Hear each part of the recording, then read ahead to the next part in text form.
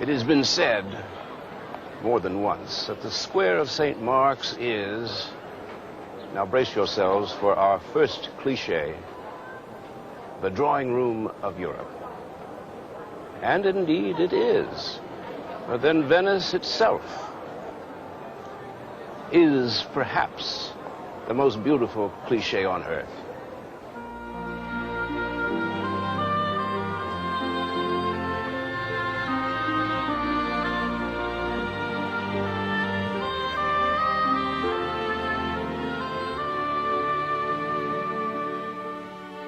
Like most cliches, Venice is best seen at its emptiest, at dawn, before the tourists arrive on the scene.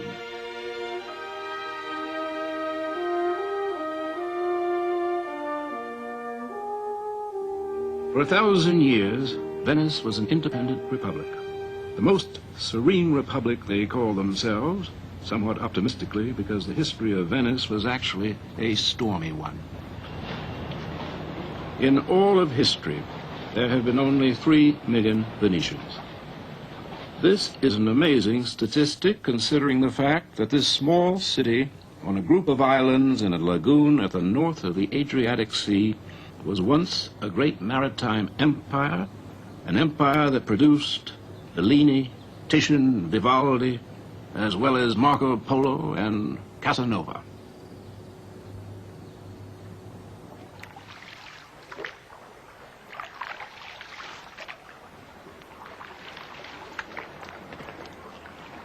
Venice is a city whose streets are water and whose houses are built on 1,000,000 wooden pilings.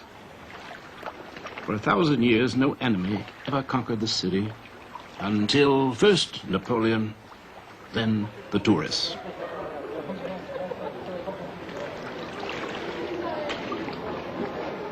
Today, Venice is a sort of Disneyland, and many of the old Venetians live elsewhere.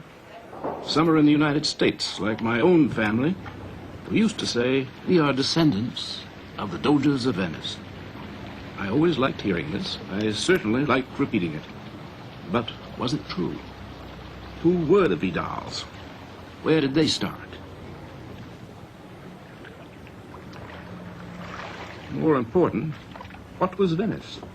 This unlikely watery city, where did it start? Venice first emerged, like life itself, from the mud. The mud of a large lagoon at the top of the Adriatic Sea.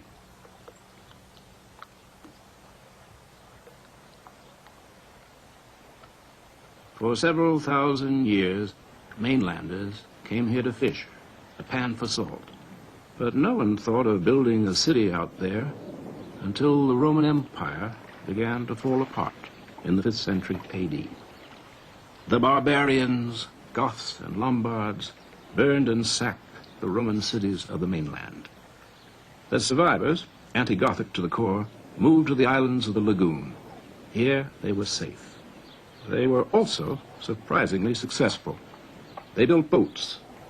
They cornered the salt trade. They were able successfully to ignore even Attila the Hun. But then, as an equestrian, he was probably less than charmed by all this Venetian mud. 1,563 years ago, on the 15th of March, we are told, a city was founded on one of these islands.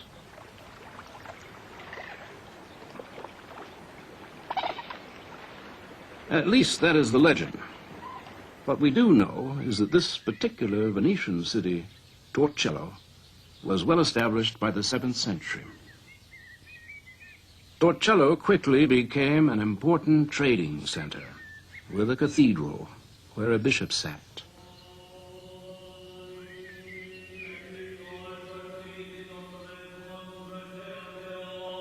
The Venetians have now turned their eyes to the east, to Constantinople, to Byzantium, which still lives in these mosaics in the cathedral, where Christ Pantocrator surveys heaven and hell, where the Mother of God descends from the shadowless gold of eternity. What did a city in the sea have that people on the land wanted to buy? Well, men cannot live without salt. Today the world is amazed by the wealth that oil has brought to arid deserts. Well, 1,000 years ago, the world was equally bemused by the fact that the Venetians had been able to make such a fortune out of their muddy lagoon with salt. In the year 810, Pepin, the son of Charlemagne, conquered the mainland. But when he tried to occupy the Venetian islands, the islanders united and they stopped him. They also realized that it was time to build a common city farther away from shore. So they moved to the islands of the Rialto, which means high bank, islands through which runs an S-shaped river known as the Grand Canal.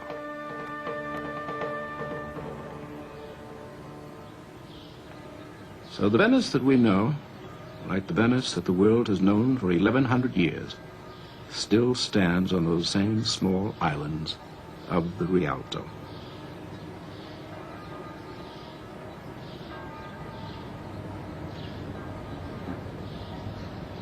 Every great city in Christendom had its patron saint. Usually, he was a local whose life had been exemplary, whose death had been grisly, and whose remains could heal and sanctify and attract the tourists. The Venetians, however, had been much too busy with worldly matters to produce a first-class saint of their very own. So they stole one. The enterprising thieves were able to get the body of St. Mark, a major haul, through the customs in Alexandria, at that time in Moslem hands, by covering it with pork. As you can see, the contraband saint got through duty-free, the year 828. So they built a suitable home for St. Mark, and as they had calculated, he brought them good fortune, sanctity, and tourists.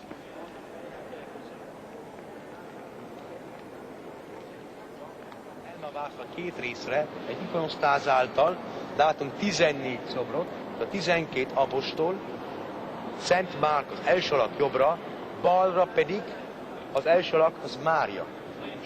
És a közepén van egy bronzkereszt. Das ist der heilige Bartholomäus. Wurde geschickt zum Predigen nach Indien. The church we now see is a version of the Church of the Holy Apostles in Constantinople.